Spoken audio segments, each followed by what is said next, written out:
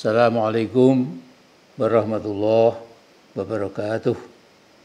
Alhamdulillahirabbil alamin. Wassalatu wassalamu ala asyrafil anbiya'i wal mursalin wa ala alihi wa sahbihi ajma'in. Amma ba'd. Saudaraku sebangsa setanah air yang saya cintai, saya hormati, bila saya perhatikan perkembangan perpolitikan nasional di tanah air menjelang berakhirnya Jokowi sebagai presiden, maka hawa atau suasana politik nasional mirip-mirip cuaca di IKN. Jadi agak gelap, banyak hujan, dan tanah merah yang gembur di sana menjadikan seluruh kendaraan yang berat dan yang ringan berjalan terseok-seok seperti kita lihat ya, dalam berbagai video itu. Sementara itu ada pihak yang yakin bahwa dengan modifikasi cuaca di wilayah IKN, ritme turunnya hujan bisa lebih mudah diatur. Ini impian mereka. Sebanyak 16 ton garam sudah ditebar di langit IKN, namun hujan terus saja turun dengan lebat. Pesawat Kasa 212 400 milik Skuadron TNI Angkatan Laut selama 21 jam lebih sudah beroperasi di langit IKN pada Juni lalu, tetapi hasilnya masih mengecewakan. Seolah garam 16 ton itu tidak menyisakan bekas sama sekali atau tidak mau mengalah pada manusia, entah mengapa. Saudaraku, kemangkrakan infrastruktur dan seluruh bangunan utama, terutama Istana Presiden, menjadi makin pasti mangkrak. Yang terjadi setback demi setback, apalagi calon bandara VVIP jadi hopeless, tak mungkin dapat selesai pada bulan Agustus nanti. Jadi no way, mustahil. Nah, dalam konteks kemangkrakan total pembangunan IKN itu ada dua tokoh pencipta kebohongan publik yang selama ini menebarkan rasa optimis secara tidak bertanggung jawab. Yang satu Pak Jokowi, yang satu lagi itu Pak Bas, Menteri PUPR.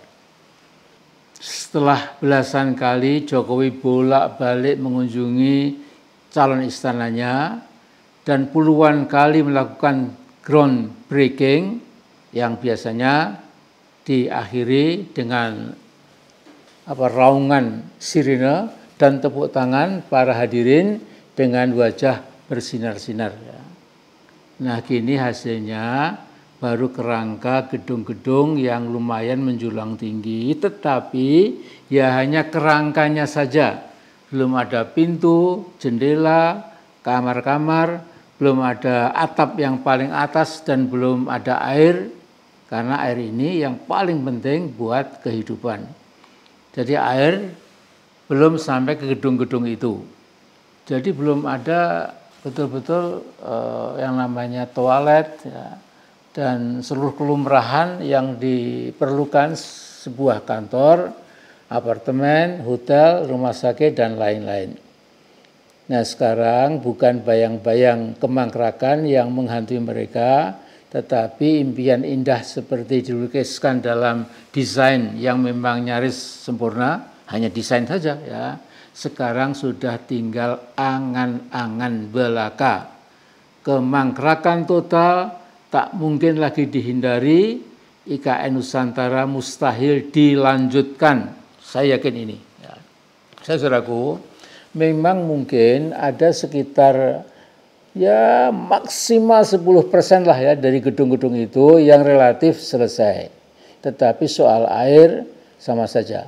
Jika jumlah tamu dan undangan upacara HUT Proklamasi Kemerdekaan Indonesia ke-79 nanti sampai berjumlah 8.000 seperti diberitakan, maka semuanya menjadi di luar bayangan nalar manusia yang waras.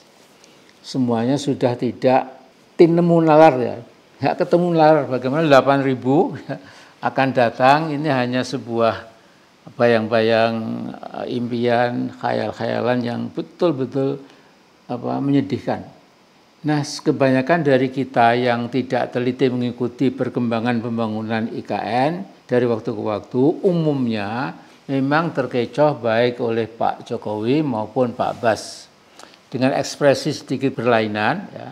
Tetapi sejak 2023, kedua tokoh kita ini memang pandai menyulap kesadaran masyarakat seakan-akan pembangunan ibu kota baru dapat selesai sesuai angan-angan mereka berdua. Tapi sekarang kenyataan pahit dan getir kita hadapi. Bulan Juli tinggal 12 hari lagi. Jokowi makin bingung dan resah, tetapi nekat dan konsisten dablek mau menyelamatkan IKN yang tak mungkin lagi dapat diselamatkan.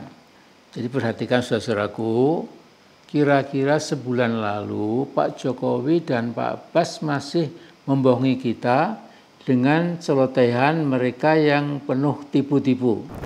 Jadi progres pembangunan IKN capai 80%, ini kata Pak Bas. Sedangkan kata Pak Joko, ibu kota baru sudah selesai 80%, bagaikan pinang dibelah dua hamba Allah ini. Namun beberapa hari lagi pernyataan Mas Joko dibalik gerimbyang oleh dia sendiri setelah pulang dari cari sokongan ke Abu Dhabi, ke Uni Emirat Arab, dan agaknya pulang dengan tangan kosong, lantas bilang Pak Jokowi itu IKN baru rampung sekitar 15%. Pada Agustus ini baru 15%. Nah, ini anjuran saya untuk Mas Joko, Anda sudah jadi lemdak, bebek lumpuh. Nikmati saja hari-hari terakhir Anda, jangan terlalu banyak khayalan supaya hidup Anda jadi agak ceria, tidak ngrantes dalam bahasa Jawanya. Sekarang isu di DPR, ya, jadi atau tidak DPA dibentuk, itu tidak mempengaruhi nasib Mas Joko. Ya. Jadi nasib Mas Joko saya yakin sami mawon. Anda tidak perlu lagi mencoba mengatur-atur masa depan Indonesia pasca 20 Oktober nanti. Anda segera menjadi somebody of the past, manusia masa lalu. Kaki politik Anda sudah buntung-tung. Jadi atasi post power syndrome Anda dengan banyak doa dan zikir kalau mau. Ya. Memang kekuasaan politik itu ajaib. Kalau kekuasaan sudah lepas, ya sudah lepas dan kemudian hilang perlahan-lahan, tetapi pasti. Jadi siapkan saja Pak Jokowi, siapkan baik-baik kejaran hukum yang insya Allah akan memburu korupsi dan gratifikasi anak-anak Anda dan menantu Anda. Mas Joko, sepertinya Anda tergolong manusia yang tidak mau sukarela melepaskan kekuasaan. Seperti kata Karl Marx, dia bilang, nobody will relinquish his power voluntarily. Jadi tidak ada yang manusia itu melepaskan kekuasaan sukarela. Jadi kalau bisa seperti Anda itu sudah betul, itu tebakannya Karl Marx yang ateis itu. Jadi sebentar lagi Anda harus bergulat melawan diri sendiri dari kegiatan yang serba gebiar-gebiar di tengah kilatan, jepretan foto para wartawan yang selalu mengerumuni Anda. Tiba-tiba menjadi sunyi sepi di Colomadu, momong anak cucu. Anda juga masih bisa meneruskan hobi Anda, misalnya ke Pasar Legi, atau Pasar Ledok Sari di Solo sambil ya selfie itu kan lumayan. Ya.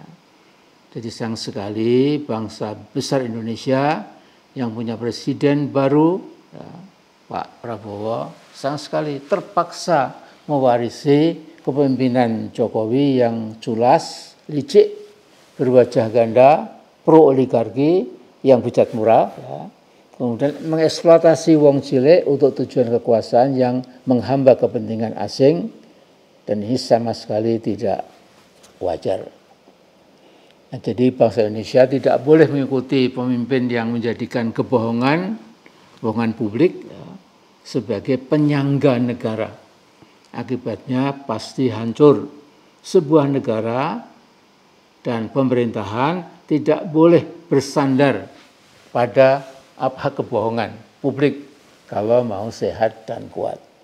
Jadi ini saja saya kira wanti-wanti saya buat terutama Mas Jokowi. Assalamualaikum warahmatullahi wabarakatuh.